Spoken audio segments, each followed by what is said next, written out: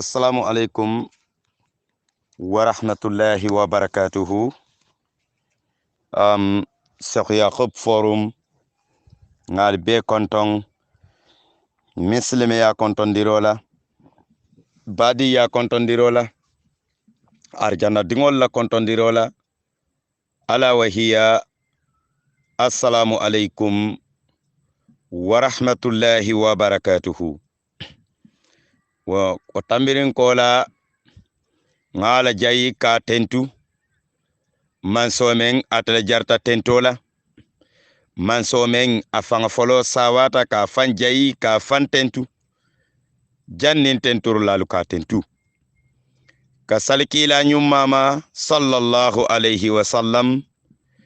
kila men atala fisiyata ala la dafion mume beti wakila jayona tento kola mbadingolu mbenana dunna nyinin karlalla nyinin karolu jabiro kono ka sataro keje fenna ala eme sone yandi mbulula nsuwayitandi ila nyinin karolu kono la mbadingolu meli nyinin karo ke Cheikh Yakub Forum kono abe o kono la mbadi mado ko akaka men nyininka nafulo konto jellemu men jako kumasta kaba kono la mana isi jako bono menna anafulo akonto kumasta jallela mbadi ngodo fananga nyininkaro ke akomunamu kiti yoti membe dendi nyinna ninke wo sataranke yata ala futu musol men ayetu akoma fo ayatara adata bang musodo yena ke salindi ila saliwato lula anin kuma jamalu melbe dendi ngala mbadi ngodo fananga nyinin karoke ako alaftalon na fonin ayatara wulu yelo be imari le pareta imma ye farla yelo soto e parerin kola wala fo ayatara ni bena ikula isi safuno folotano ke balo kubang janni kadun kuro kono mbadi ngodo fana ye nyinin karoke munamu mola kitiyoti menkata ka hada madungolu ke doku ke dabari momen kawo kani men kawo dabaro kayen munamu wolula kitiyoti mbadi ngodo fana ye nyinin karoke ako fanin ayatara etamari ibe sungo kono inata farloje ilo farloje rin kola ebe continue lelo tilola le yatimmandi bang imma fay farloje wato men iba kuntulale mbadi ngodo fana ye nyinin karoke akoka funti kata misiro kono kamol kumandinan alakan kula mu wati adata labang imma famanda abe mbadi ngodo fana na nyinin karo kono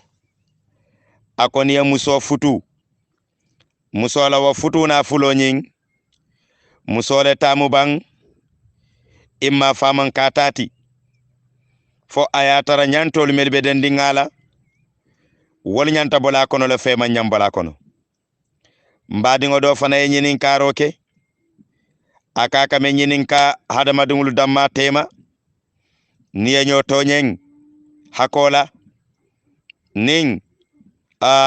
muskoto karo sita natala mu muhrimti wa imma laylatul qadro wato ni wasita kanyo tarandi kafuta nyoma kanyo haketala kafanyo ye hako boy ndinyen ako foka hako bannole bang ayatara mari ma kala mutako ku karba kan etele ya kala mbadi ngodo fananko ayamoyi iko nimmo sataranke yata ala kabur koto niye safere feŋolondi je natalam tablati ko malaikolu buka ji wo kaburu konon ko nyin kan manam wo mo kam membo kaburu ko kono mbadiŋo do fanana nyinin karobe jang akaka men nyinin ka munamu mola kitiyoti men kewo man sataran ke yata ay musnani tu ala musdo natala mu foloti kewla na fulobe ke tarin kola korda men kewyatu alori bandingo musfolo ye wota anala dimbayalu korda do me yalon kene ken sengalam musfula njanga ye wota anala dimbayalu musu sabanja ni nani jango walni la dimbalu man nani yo soto wokono ako fo ayatara adata wonyale mabang imma famanda wonyama nyillam nyinin karol ti folo ngameli soto jang ning hakilo mambo pour kana duwol kacha kono ning ayatara dolla nyinin karol be groupol nyil kono memman tara nyil kono la niya audio nyilla moy dorong isimma koy yenyinin karo nyi murundinan insha Allahu nsidung akacha kono mbadimma men folota kanyinin karo ke jakola bondoto na fuloto abe wokono kila nyuma ya bange sallallahu alayhi wa sallam na fulo na la konto ye keme fulasi nin na fulo konto ay keme fulasi ay jako sotole na fulo laringo be bulu men ka commencé keme fula kata woye santo woye jako sotole ka jako bondi akono nin ayatara ibe business olela e kabulu mayele mangle keteng jako la bo wato woya tara membe te bulo kono la aman keme fulo si elawana fulo nyin jako man tara wala fonin yala nyin kan jakabo wato bena sila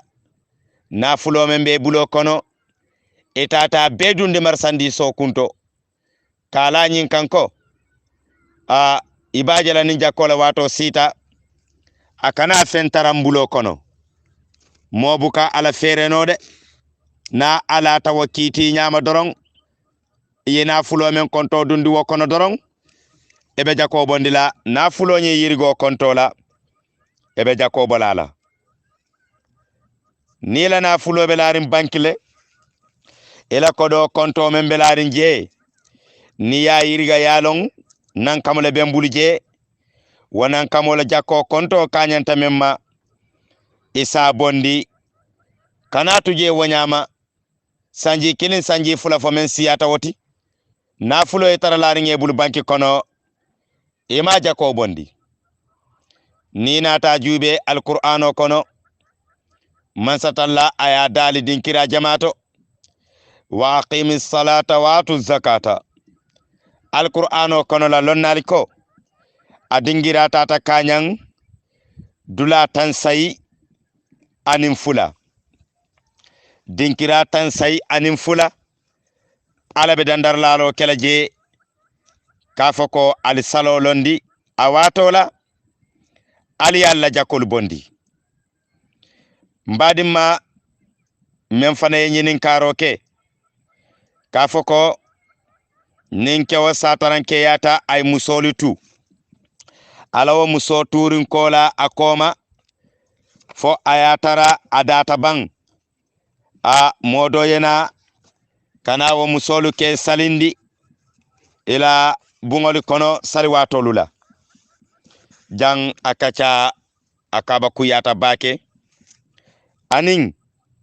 akuwo fanan amiro warata wanyalema yalon sari yanga tamu kuwo menti nibe dun kanga kono imam men kalamuta je ikanyinin kale nima nyininka isita bata kudola je men ayatara sari yanga ma sabatindi wanyama ni inata jube muso ni ke sataran ke yata sariyango ye men sabatindi muso kan wala munyinti ko ibe fanto mutalale karnani tilitang ibe fanto mutala ete nyarolu dunna natale mu pare fengoluti pour kawadung andung ininke fanante kacala futu kuola ka febe futu layeng fo jannin karnani tilitango be timmala eta dunna futu do fanan kono eta futu o sitila ka nyinyandi ininke do fanan tema madama karnani tilitango man timma abe wo kono daliloli to nin kube ita musola ibajela abe sutela wo karnani tilitango kono abe wo kono daliloli to ita muso si amarato ke fanna taman sero ke mensi ni musudol bondino nyoto kalonko nyinke sataranke yatale iso taman sero keno asiyata ntella tilijima fangol la jang dula jamalito dol sifano do dun mensi fatan fanso natino niyaje sa sute nyinke sataranke yatale bari abakono kafoko muso men ke fatuta aka fano men dun fano nyil nyanta kula tenel lungole imma jumo imma aramiso woli manke dalilo ti membe sabatiring imma kafoko furjato musdol lebenala mana modol lebenala kana atelu salindi alla salwato lula wo fanam manke kuti membe sabatiring sariyan kono abe wo kono fanan furjato kafoko alkata ka saljiyo mutadula kilingoto nyin kammala ko alsi tariya alla wa salji mutajiyo nyimmen albe saljiyo mutakangala ko sawanto wala ke min wajiyo nyinna wa salji mutajiyo la hakilo fama nyanna sonna wala katu wa mukulati me yalonko woto men sataranke yata man ala tentu tembo menna atabenala kana jiyo min memmu atala musolla nyaku jiyoti anila da ku jiyo ni la sinku jiyolu sarji muta jiyo nyin wala nyanta ata min do bondila lakira wallahi woto sawante woni man ala tentu wal be mu kullati me yalonko ikilim man tara sabatiring nimmo silwa kan kabara abe wokono ete furjato fanan iko ini yela farlo salifo ka pare wakola kana sawante o fananna farlo sali ete farlo men sali ye ke fananna o farla kilingi ya sali ayatara men sataranke yata hada madungo me yala sataranke yata aketa kewleta aketa musoleti bang farla salo julo man tara wakangala hani salawatu julo to wakangala de hani kilaya bange sallallahu alaihi wasallam nin hada madungo sataranke yata ala baro mume be kuntuta fo bara dantan abe woli kono natale mubaraba sabati dinkendo yewo soto aka duwayta wululayen imma yayirole tutu mogol ke famuna fang wayri dingola imma yokolongole sing mogol ke famuna fang wokolongo jiola abe wokona yiri wata bake men mbuka kuntu anemo ka sawante o tarandi bara manke ko salwato julole bala ala musol nyanta men salilayen wol fangal la farla salo kolala hani anin ka fa fanan ko wa furjatolu wol nin mokotem manyanna denna ila salibasola anila tasallolula anila sijulolula bidol be je ni kelu sataranke yata e ka bata bake bata nyala men sembo warata hake kamen be foy mari yen e manyan na kala ten furjato manyan kala wanyama e manyan yin kala furjato bu kaketen ke kantar nyala me yala sembo warta bake andung wol dolmu kulete me yalan ko e tamarigi e be wo musoli be tora kanne ka sabu i hakkilote bonola kew kam men sataranke yata hakke men be kale kan wo furja bungo kono ka bungo muta kamma ke sabatindi je kay tandile ko furja tol nyanta nyine kela imanyan kanyinke alqur'ano kono man satalla ya dalije ni nata surat bagara ala aya keme fula aya tan saba anin killing aya keme fula aya tan saba anin killing man satalla ya dalije bada a'udhu billahi minash shaitanir rajim bismillahir rahmanir rahim walladhina yatawaffawna minkum ويظهرون أزواجا يتربصن بأنفسهن 4 أشهر وعشرا فإذا بلغنا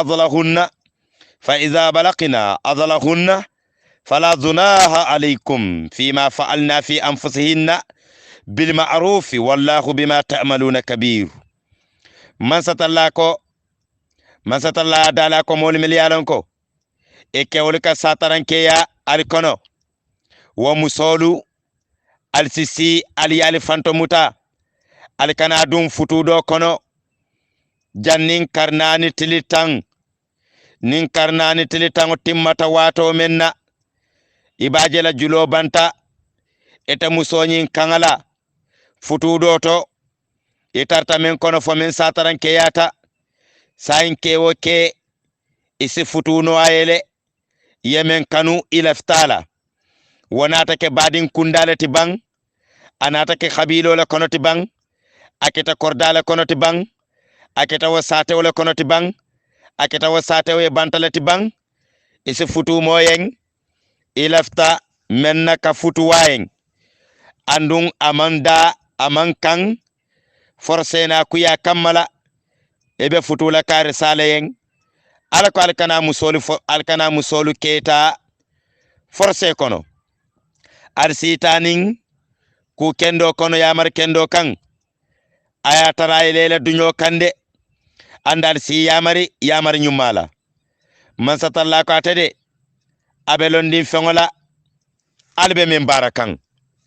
nsenyin dulalo hakilitu bake bi jamabe je katora ni kelu sataran kiyata kuwol ale halolula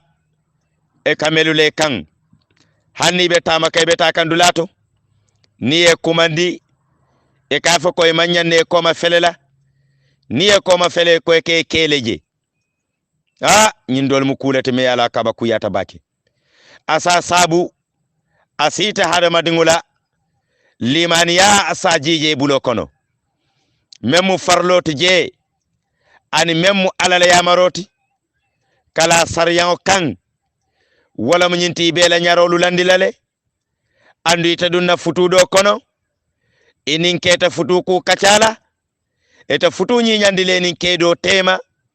fo janni la karnane tilitango be timmala abanta andung istaman sero fananke imma wotuta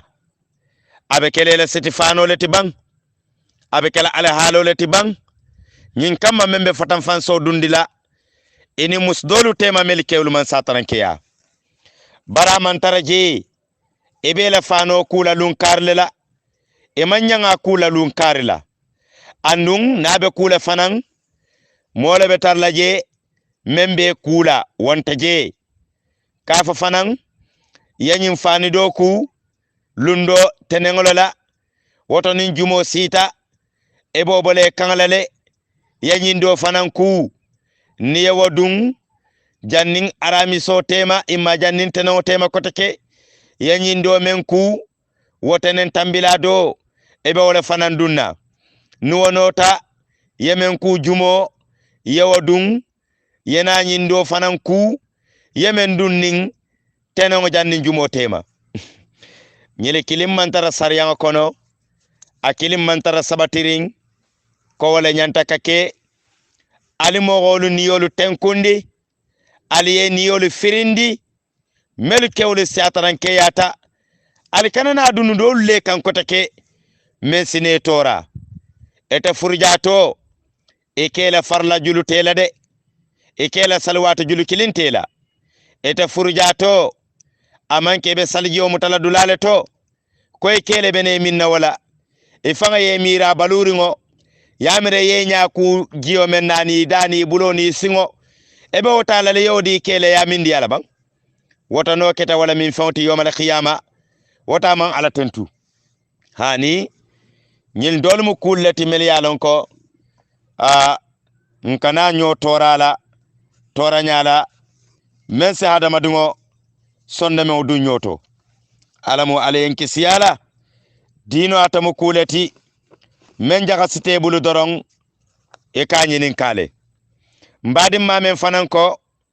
nin wulu yelo ye soto walla janabo imma farlo e lafta kane ku fo se safuno tano le ye ku wala folo wakola yenay balo ku janaba ku wala koso ku wala ka koso bondi bala jato bala a hankay wato menna nita bala jato be noring ete yalon ko mbala jato ayno sotole e se safuno tano ye balo ku fay senia woni janabo la kuro ma nyomade woni farlo la kuro ma nyomade woni wulu yelo la kuro ma nyoma andi ye ku wojiyo men na safuno la ni pareta manke be murna woji kiling le kan yene la koso kuata koso bondino le balo bala safuno sinyagungu le bondi balo bala natala munoti barapo ka koso bondino bala jato bala nana ya satala nun na odi dolito niye ku wonyama seniyata nko ibena ji seniyari ngule tala jiyo men safuno man tariya bala tulo man mala jiyo nyin sero man yelema a ala diya fanam man falin jiyo men ngalon anyama yelema ji seniyari ngo men se sal jiyo mutano asa jonkonto ta bondino mo bala waji kilingo wala be janabo bole bala jato bala wala be wulu yelo bondila koso wulu yelo la koso bondile bala abe farla yelo la koso bondila ibala jato bala nga dandar lalo dilanun nse hakilo lutu jonkong le kono jito le melkatara lorinje adoli beje akake bala ku jito lati yana yo jiota wanyama ye kuwa ye fansene andiyala wato menne tata nin jonkong to ayatara jiyo nyin imake sosoto imame ye kuwala ay safuno le taka baloku wo safuna jito membelorin je ni tata jonkong to hadamadi ya sulola wobuka ko so bondino e bala jato bala nyagungu suboy bala barko so amo bondi bala wala tin saryango e nyin kanu ka karan kalong ni malon fane sije nyininka malon malaiko lu tanawule mbala mu woti yomal qiyama kabru ko kono nin tanabe malaiko la naye nyininka ela dino tunkungulula wato menne dun tele kabru ko kono kafa malaiko e ko malon wo mu kulati mi yalon ko akete furandingo torale ela kabru ko kono janni wo malon benala chance be bulle wato mebe baluring yela dino tunkungulu ye nyininka mansatalla ya dalile akali nyininka ro kelon nalula fengala ateli mamellong abe o kono mbadima do fanana nyininka ro menko momel yalon ko e ka wuli kata kata ibadiŋolu immay lommolu immay ñoŋ hadamadiŋolu ta ke dabari ani mel ko dabaro dade yeŋ walla kuwo kiitiyo be ñaadile kila sallallahu alayhi wa sallam kila la hadiso natate ako alqatilu walmaktul kulluhu fi nnar farla men ŋamo fa aniŋ yete men fa abe jahannama ñaadi tembo men na atali fulo be alla ŋanne keta ñineti ñoo fa a ye tara manke sariyaŋa la yamaroti fo ñoo asdiyani ñoo konnante ya kammala do folo sawata ay do fa ya fa dabaro la karole la baŋ ya fa faŋa la farole la baŋ kidole mu baŋ murole mu baŋ albe jahannam kila ya bange wanyama sallallahu alayhi wa sallam wato men na ŋanne wo sawata je albe la ŋanne to kafo ko albe ñoo falale amalla dino kan dino la yamarote je sariyaŋ la yamarote je fo fitno da malamu men dun talu tema anin aflanjango eta muslimo ya wuli ya dole kondorong ibadiŋolem baŋ i wuluñolem baŋ i sinalem baŋ i sinadiŋolem baŋ i fadiŋolem baŋ i lommolemu baŋ yena fulo sika yemo bayindi kodo kulale mateti ibe siri wa kamma ka hadamadiŋolu dabari ke doku ke ñamandi ke fa ke la palasol tiña ka kuraŋol duy jato kono eta wo barala e koy be tabalula wala la wona fulole la yawmal qiyamah loluŋo jahannama kimala be dun kay bala jato kono iba be fono la andu sarabe kala jahannamti e bo men do ku kan amelong e kawo men dabari amelong e kawo men fa amelong e kawo men nyamandi amelong e kawo men na futuwo tinya amelong e bo men kurandi kan amelong na fulolo na tete kan mo na tete kan kar sakente teng e nyaaye wo kodoje duniya kammala duniya kano kamma i wakilita wala ite muslime to ite meye fankili muslimola yena ma sibo dabar jawoke korteke wo kan ka tora wo korte jawola yawmal qiyamah lolungo ibe nyaayele la ku kono e mam mira hani salita fe fo wututa ngaje hakilitu bake bara jawke la men keta wo bara jawke ani kata ke meliya ani melika wo bara jawke yen alkiyama lolungo abebe saniyala anda bebe jola kilin abe o kono mbadi mado fanana nyinin karo atala nyinin karo nyi meta bake ka hake boyndi katun ala nyinin karo nyin dunta fasun karo kono nyi wati no kono la anata audio 5 kinyanan ngala nyinin karo nyinje mba hake danila wala bake awuchola me kama manje jabi ako foni ayatarebe sunding inate la farloje eta dungi be continuer la sungula la bang imma foybe la sunganyin iba kuntulale memmu jaboti je wala nyinti ko wato men inyaaye farloje dorong ela sunga kuntutale tembo men ne te nyaaye loje ela sunga kuntutale aketa somandale ti bang aketa tilibulole ti bang hannin ayatara tata kanyan tella janama fangala tala woro wato la ayatara wata danta tuteni minute danta le tuteni mingo tema yaje wato men ne tafala ko longa wakili nganna sungo to futandi minute danta le tutaje etala farlo jerin kola sariyanga man silo dile woto ibe min nale yaje wato men dorong iba kuntulale je kata kuntutale nin sunkaro fata yena jo tilo dola sunkaro kola la tilo men mantara sunkaro kono hade wala mu mbadi maytala jabiroti abe kono mbadi ngodo fanan men ay nyinin karoke ako fasida ka funti kata misirolito dulalito kamol kumandinan ala kamma kamol yamari ke fatandi fo datale bam famanda mbe men fole je wala mnyinti ko masatalla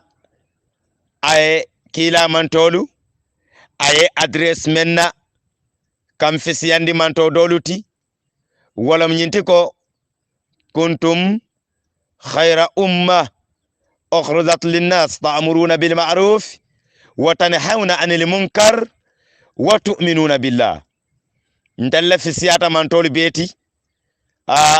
wa kamma abelari wakan na wa fi samanteya kuba saba kanyo yamar ku kendola anin kanyo fatandinin ku jawola ani kalimani ya alala yawono nyawo nyama yamarola kabiri wasapol kono lembang radio to lembang sinna tamo lembang kata dinkirali to kamogol kacandi alala ke yamar ku kendola ke fatandi ku jawola wamu kuleti wobelaring alala yamarole kam ha katuma satalla ya dali hadamadin jombe kering hadamadin kundato menna kuma kanga nyinyata menna kuma kanga beteyata katambi hadamadin wala men kamolu kumandinan aluna aliena alakan wamu molati me yalon ko ala kuma kanga nyinyata bake monta kering menna kuma kanga nyinyata katambi wala wafanan ninata suratu fusilat kono nimmanyina ala ayatan saba anin kilin masatalla ya dalije waman ahsanu qawlan mimman daa ila allahi wa amila saliha wa qala innani minal muslimin. Mojombe kering kiliri lal kono hadama dingli kono menna kiliro nyinyata katambi mogola hadama dingo men kamoli kilina alakan wa kola mari fan kana bara kendola akana kankula kayi tandiko atafanga jato mu muslimoleti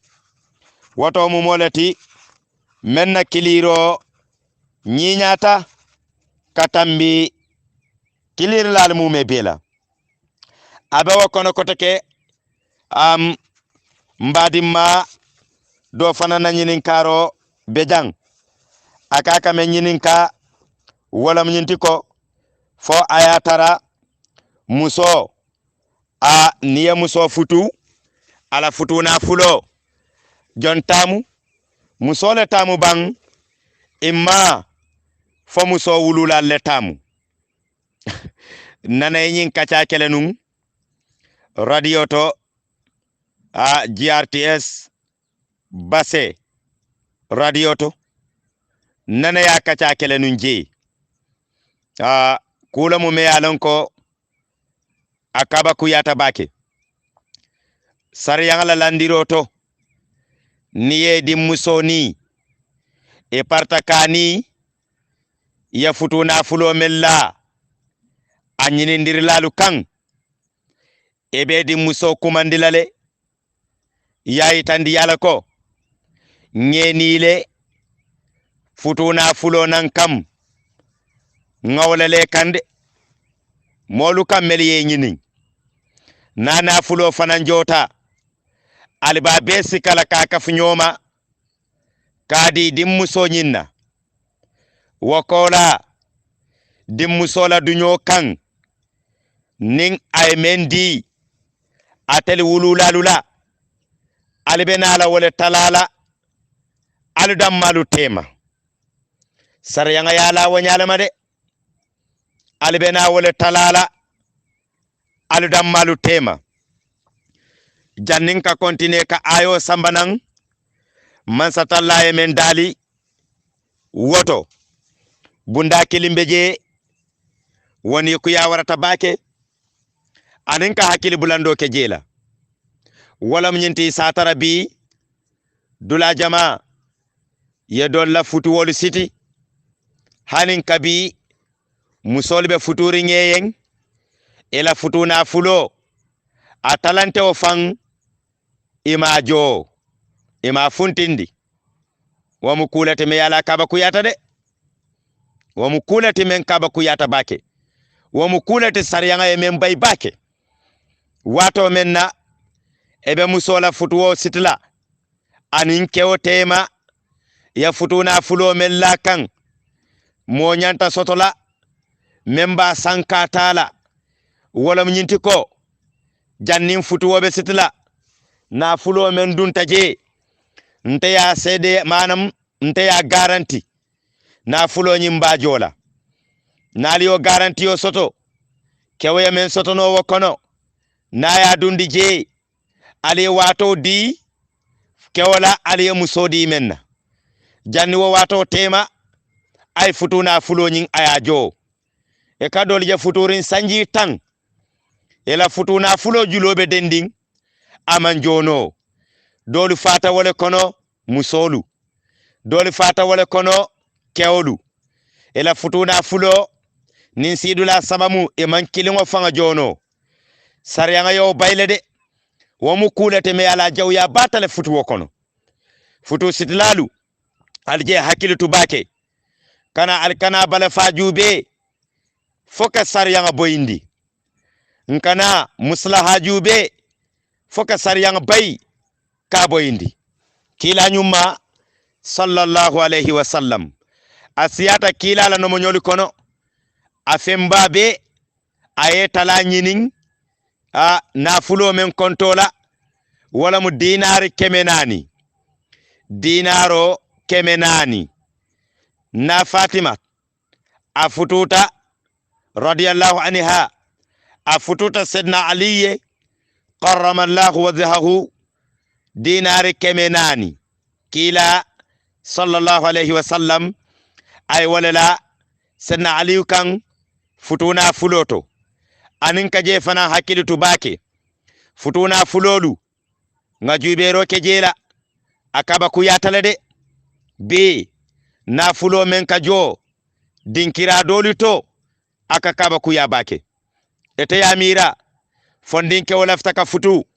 alafte dim musola idim musola ftala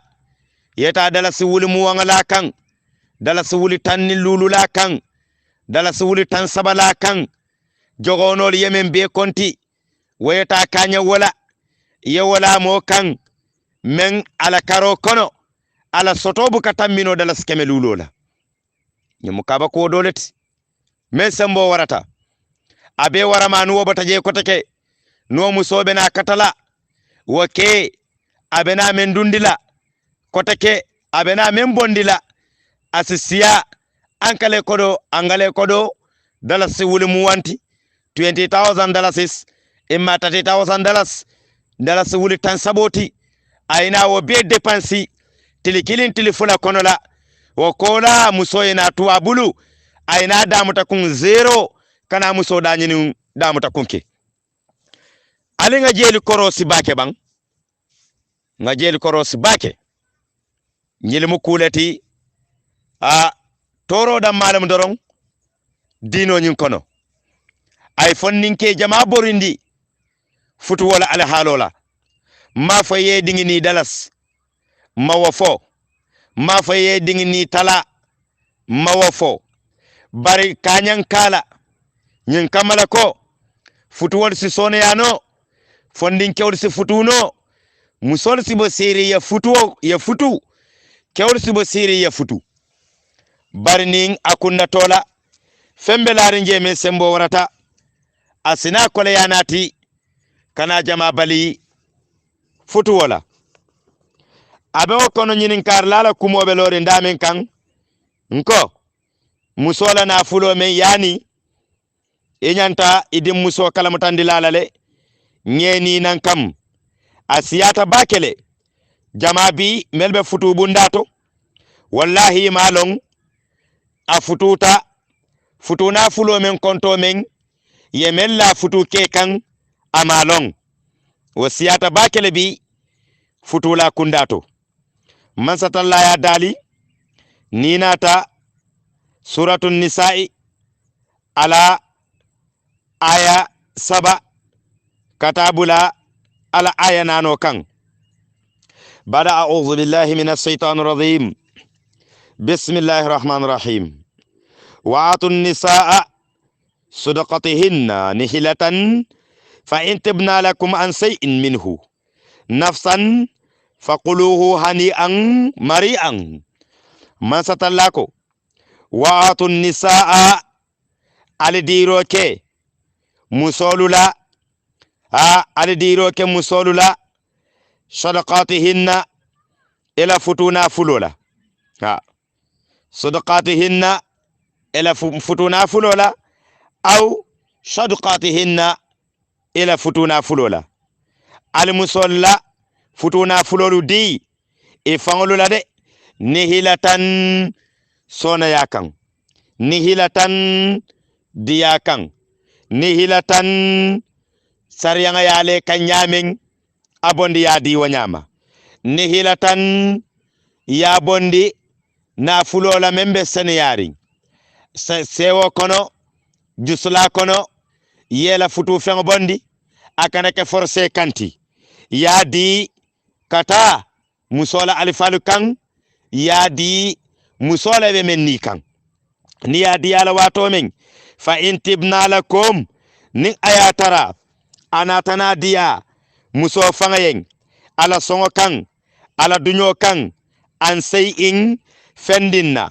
na fulonyin kono minhu atel wululaliyen nafsan muso fangala sewo kan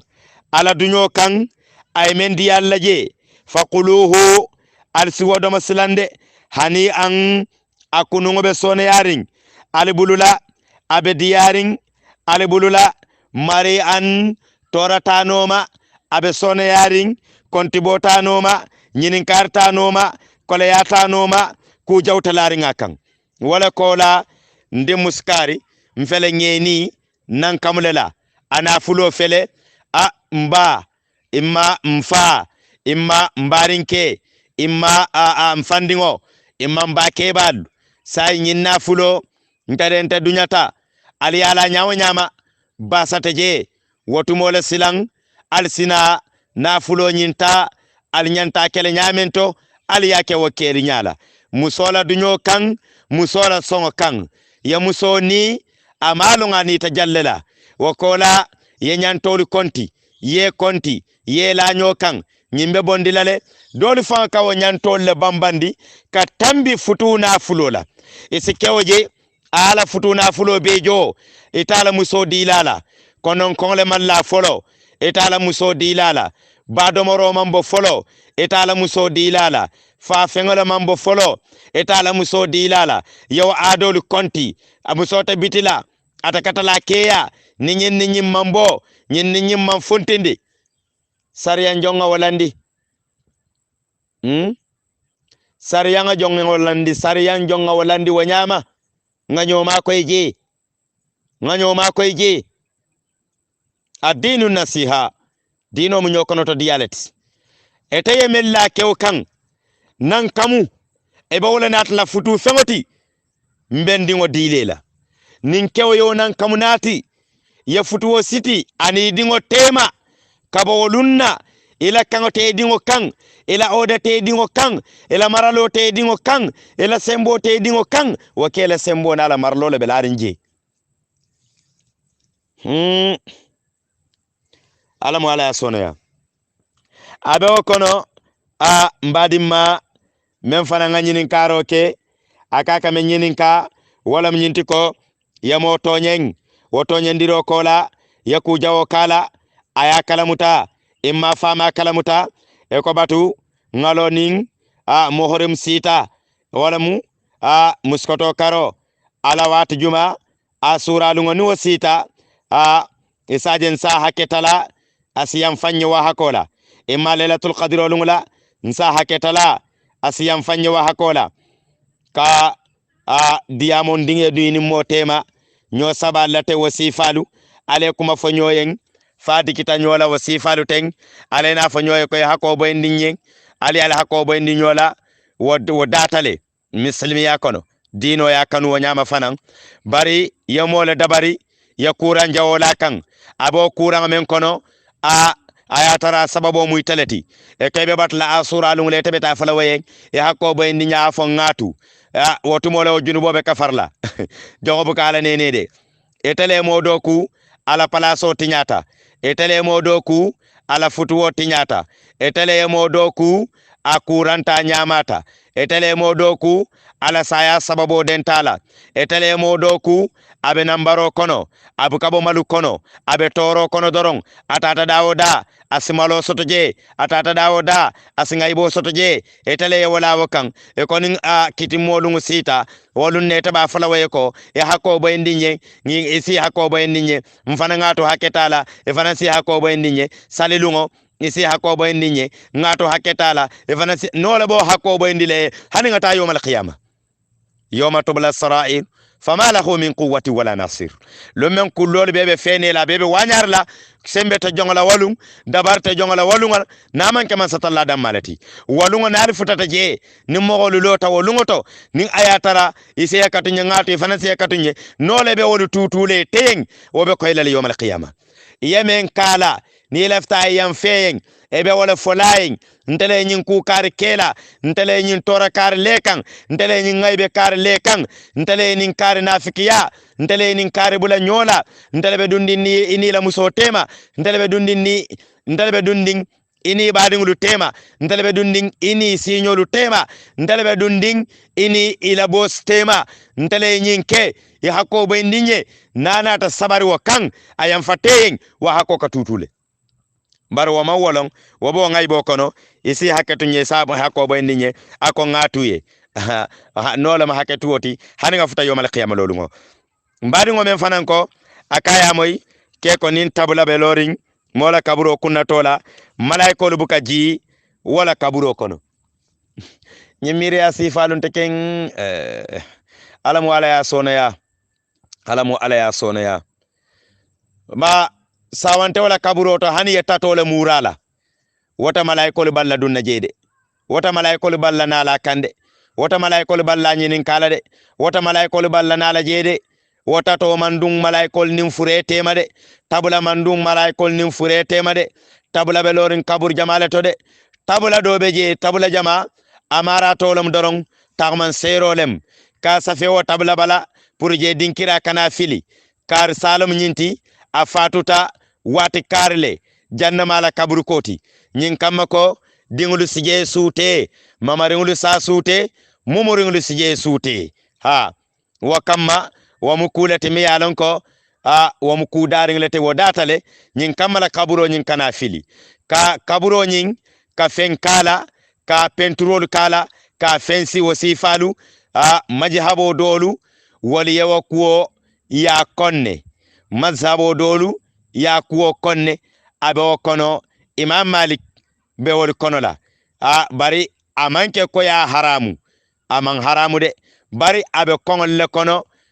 mazhabo dol la jeri nyato bar tabla la lo kaburo to waman sawante o bari o man malaikol bali nala sawante o nyinin kala ala kabru ko kono abe o kono la mbadingo dola nyinin karo jang jenyanta yir wala bake bari audio jam fata bake wato fanan deteta mbadingo do ay nyinin karo ke akaka men nyinin ka wala mnyinti musnani be kewbulu asataran ke yata ke wala sataran ke yanyin kola fo ayatara wa musnano nyin yana fulo betala watalarin kola musfolo nala dimbayalu waliye kordalorin bandin wata bayri wala mo musfoloti wala nin kewye bata jama takki jannin doli be nala imma jannin fengo be sotla wayo kordalorin tana dingolu nyim musdo fulanjango wayo korda kensengo ta bungo mallo dameng woko ana dingolu si bungolo je sabanjango nin fulanjango wala man na fen soto wokono fadata wanyale mabang hani saryan kitila wo kitila ye akiti nyin kiti nyama ebe problem batar le nyato yomal qiyama man satalla dalako o man lam yahkum bima anzala Allah fa ulaika humul khasirun ala ya jindi nyamen man satalla ko ngamen jindi nalikan saryan to kiti yoto momo man kiti wa kiti nyala ayte mari be kasarala ebe ni misale la saya kolala o korda lorin banding an wo korda ken sengame yalo bunta lorin je kabirital musolu fangalu katabula wulu dingolu ke kunda muskunda ibele kanyanta je e belel niyo be je e bana fulo nyin e be o korda nyin nad ni lafta e sake luwa soti e be ke famuna fanje ni ma wokeno korda fulo nyin ya be wafi ana fulo ya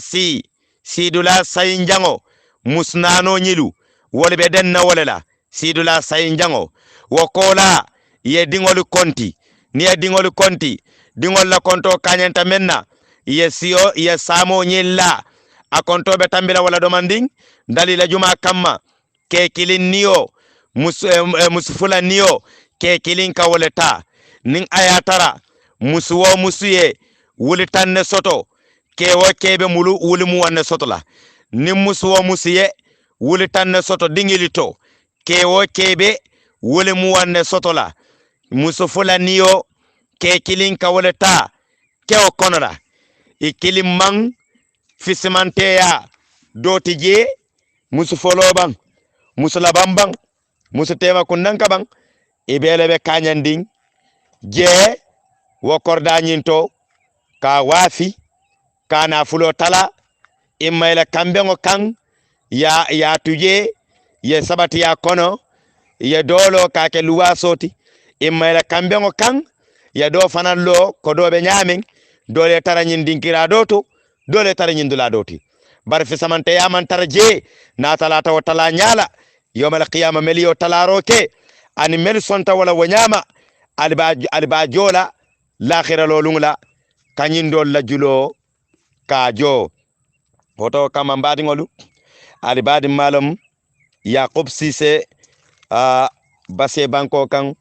URR Jimara bakadaji sate o kono Cissé Kunda wala na le nyin kacha soto ala forum o kono ngana forum o ka fomo wol mume be konton kabirin forum 1 fokata forum 8 wala kabirin forum killing fokata bula forum say aninna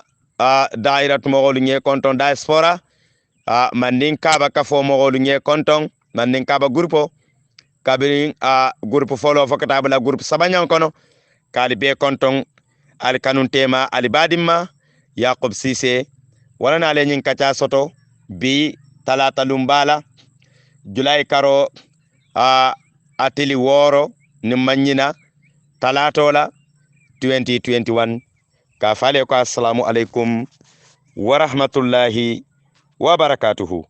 Assalamu alaikum wa rahmatullahi wa barakatuhu. Hanin kabi alnali badi malamu menketa Yaquba Cissé ti bagadaji sate o kono abe o kono abe badi mala nyinin karo kono la ako akame nyinin ka wolom nyinti ko munamu hasidiyati hasidiya aka moy hada madingolu damma ka fanyoye ko karemu hasidoleti ako ala nyinin karo belori wa bundale to Allahu akbar. Alamu alayem be kisi hasidiyala alamu masatalla yemu me be kanandi hasidiyala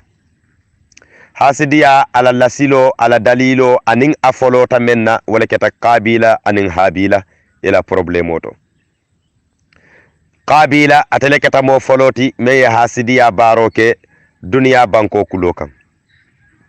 sanga santo iblis lanatullahi alayhi wala keta mo foloti me hasidiya barawoto hasidiya niyamo ya hasidiya wala munyinti ko man satalla ye tano harje fenla ay kuyeyen londito dawlato maana darja kuto nafuluto musuto borfento sabate dulato eka hasidiya kan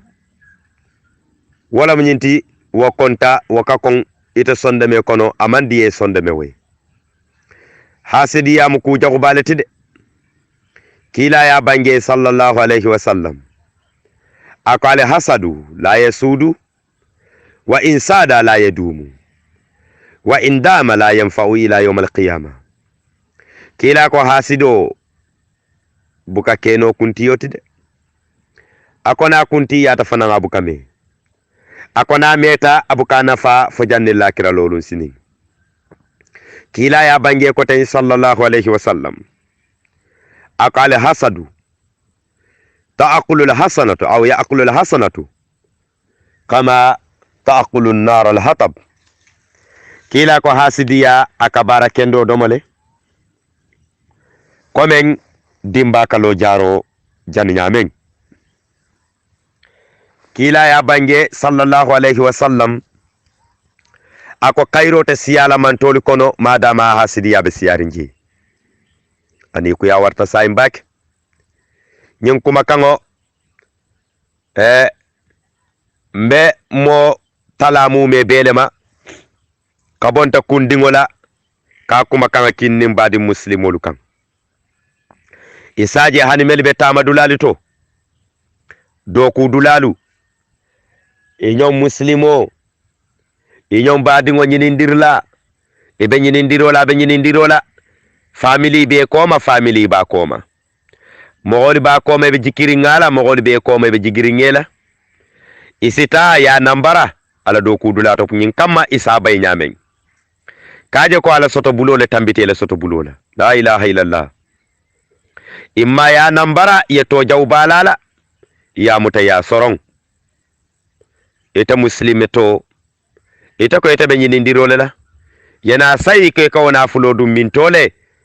ibadingol ya kadun ibadingol la balwo kuntu asaita ko take muslimolu kila ko sallallahu alaihi wasallam ako hasidiya mu kuranglete sonde me okono hasido na be dunna jahannama okono le man satalla ya dali akal yawma la tanfa'u al-mal wala al-banuna illa man ata Allah bi qalbin salim. ako la kira lolu sinin hada madingola na fulo la siyame nafa idingola siyame nafa je fa hada madingo menning sonde me wonata alakan sonde me mo mesene yari ning limani yala ayatara konnante ya mantar sonde me wonyin kono wala kamma muslimo janni la muslim ya be sahala inyanta nganne sene yala sotola isiso kono la ay sene ya lew yemen kanu ifanga yeng yonyo kanu ibadi ngoyen yuhibbul aqihi ma yuhibbu li nafsihi ese fenga kanu ibadi ngoyen yemen kanu ifanga jato yen barbi muslimol katara nyo nambarala muslimol be nyo nambarala ibe kanjawola la nyola kari fa kari mbada barla kari mbala hajo tinyala kari abula be nyina fulo men konon sinala banga jube kari be darjo men konon sinala banga jube kari ka fanke munti insina jube abe labanna nyamen walla alka kari menna kumo fo alka kari menna kuwo sata amanke tonya folati fani ya folalam aka haramuna fulole domo ribale babulu ka hada madingol jutundi yala dorong eta muslimo men daji ko mu woti be jikiri munala dunya lakira mbadi ngo yedulala nyinin ka jamen sembo warta de hasidi yamu ku jawbalati adunta society kono faketa ni kuyati ay tinyaro warandi society kono ay masibonati ate hasidi ya killing wala ka sabu jamabe wulala imam firino dolbe kordali kono imam firino satelu kono firingo mankeno kabilo kono firingo mankeno firingo donata nake akola keta masiboti firingo donata nake akola ketanin ngaybonin tokuyati e kaje muslimo katara waskan hada madingul balon nan talamu jumati walla mo gol bena lon nala kon talamu jumati talamu kariti hake ibe jigirin ila dabar jawoni la korte jawo men fo etamanyin lonko ha alam ya'lam bi anna Allah yara fa ma lam satalla abe jerinde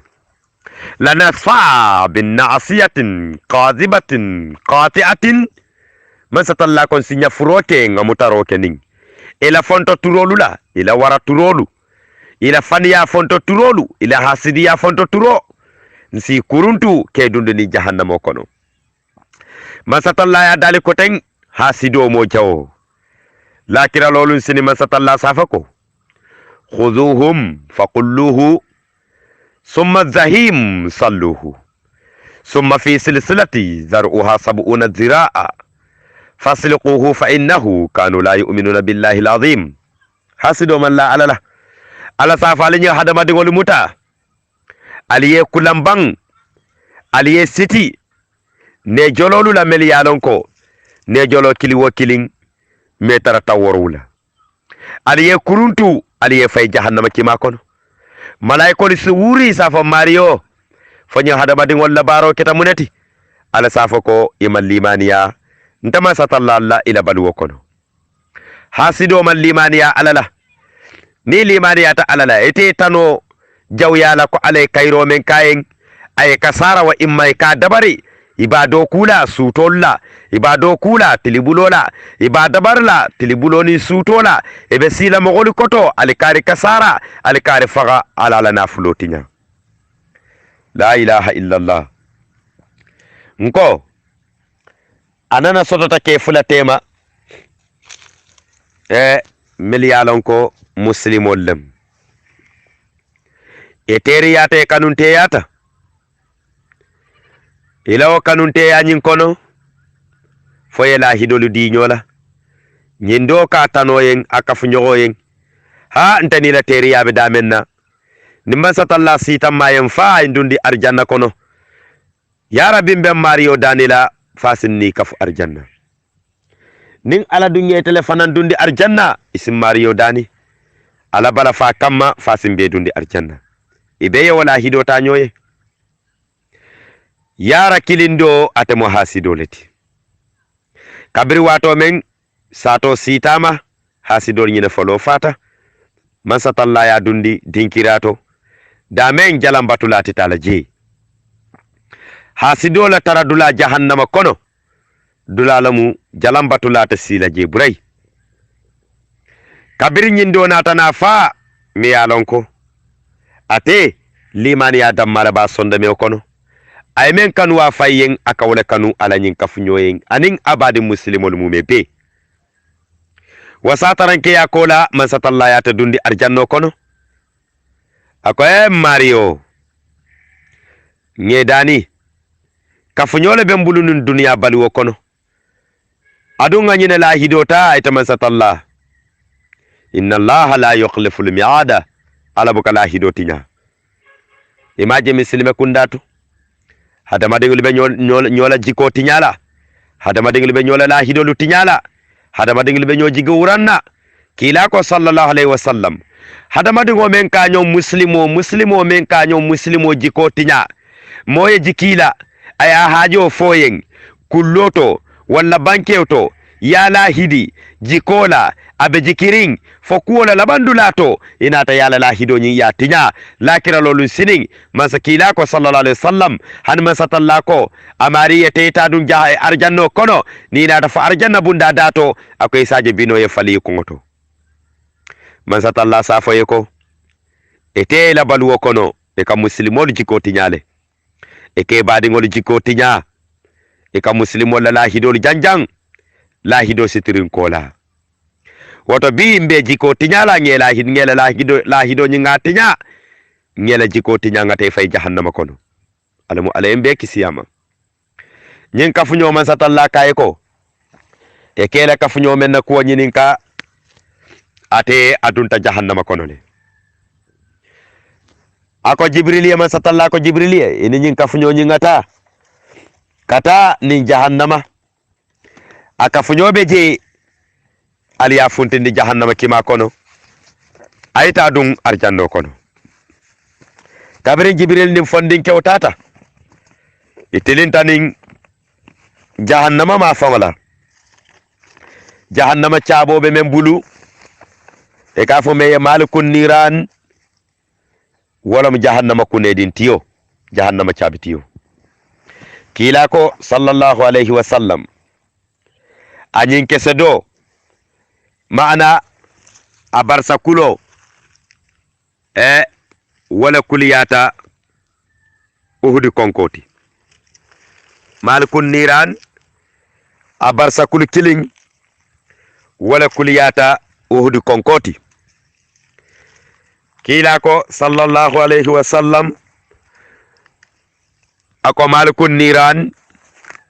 abe sirin nin dimba sirangole kan adamban kundo ni damban kundo tema lokungo tamo wala be je wakamma kabrin jibril nin fondin kewnin tata fo ifutata malikun nirani ma jibril ya konton aya jo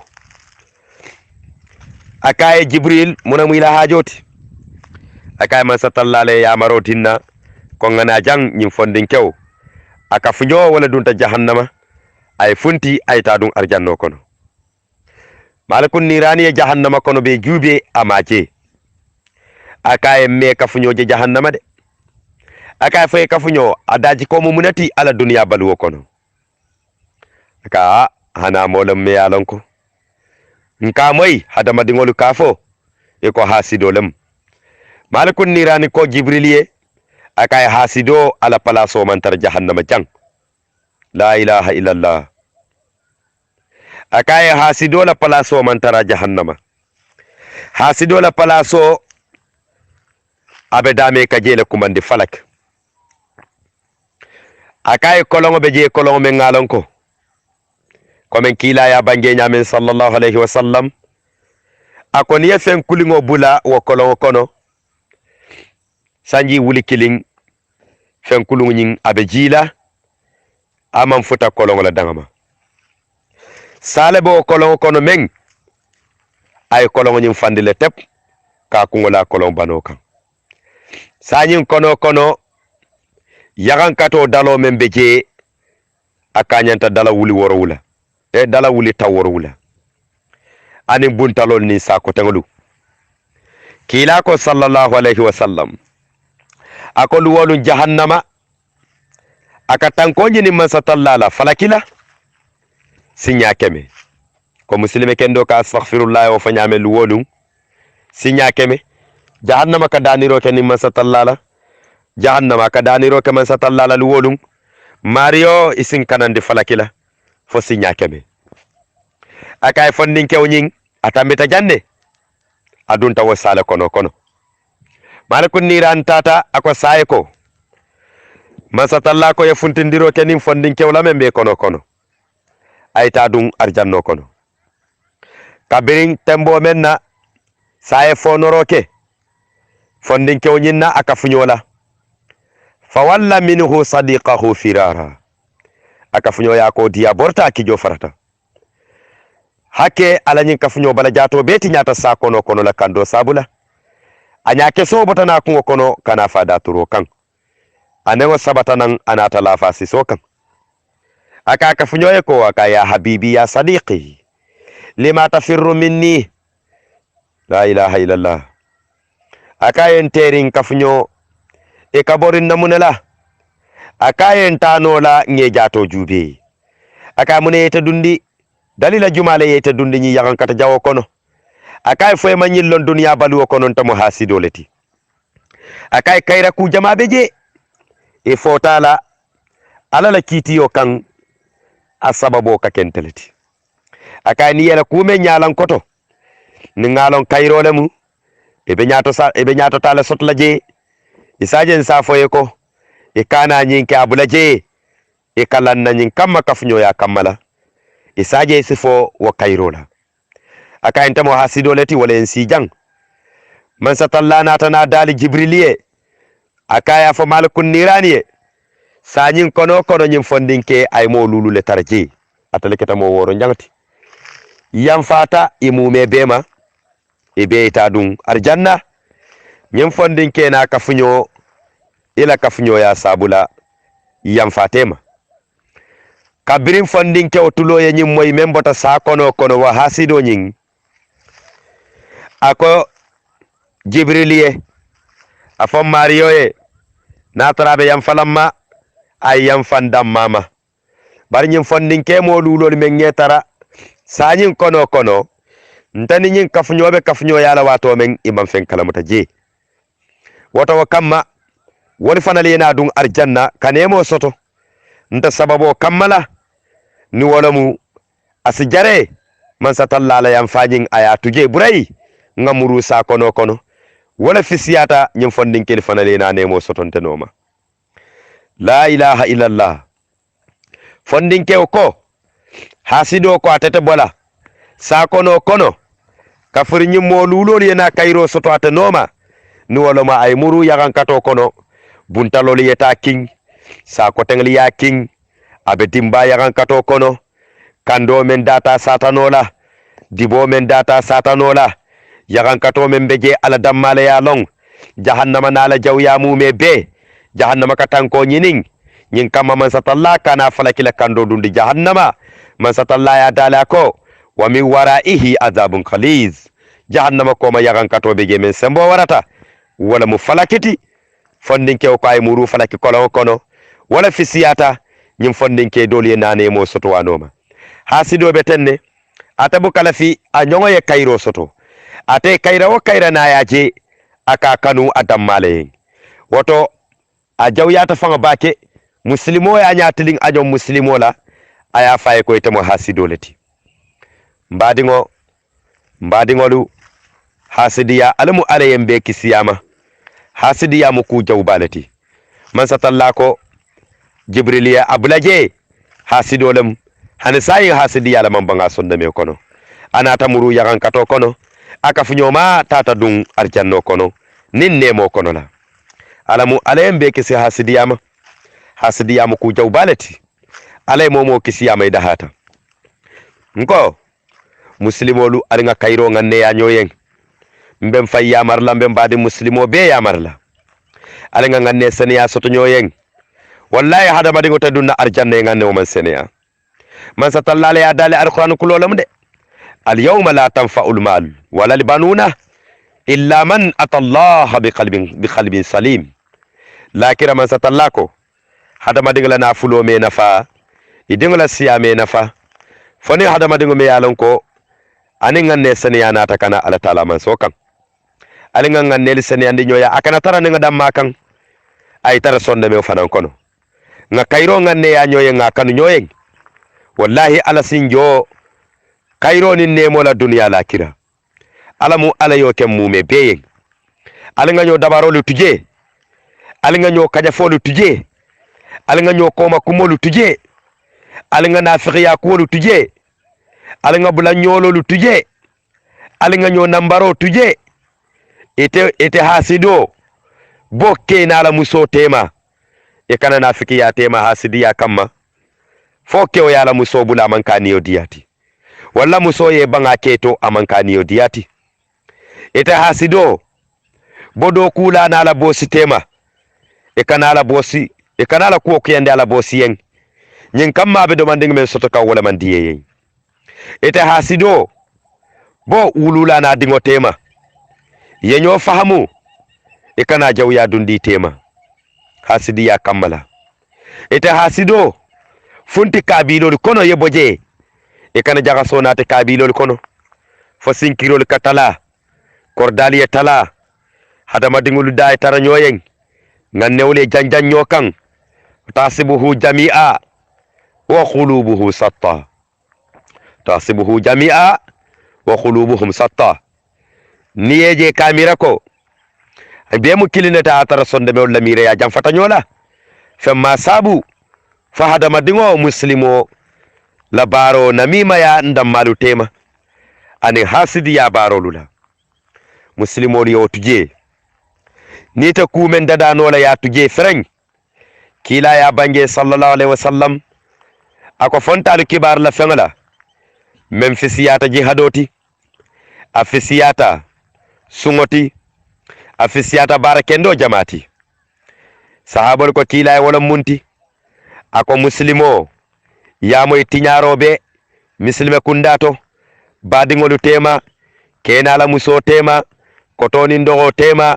dingenim ba tema dingenim fa tema kabilolu tema terolu tema yele samato dun sutola imma wularola imma somanda yakuwo tama yakuwo tama foye benga ke tema man satalla jato nyini damma kamma ako barajo fenno te kering men barajo warata meyasi kila ko mbekalila alala hadamadiŋo men ka wo baara sifa ke wo baara kende sifa ke lakira lolun sinin na be tarla nin dinkira kiliŋo le to walam jannatul firdaus ti muslimolu aliŋa katanga wolu ke wala fisamante yata mben fay yamar la mben badi muslimo mume be yamar la mbe kaca bundalo la jang ali badi malamu al kanuntema al terima men keta yakuba siseti jimara bakadaji sate kono jimara wala na le nyin kaca domande soto mba folali be yenko assalamu alaikum wa rahmatullahi wa barakatuhu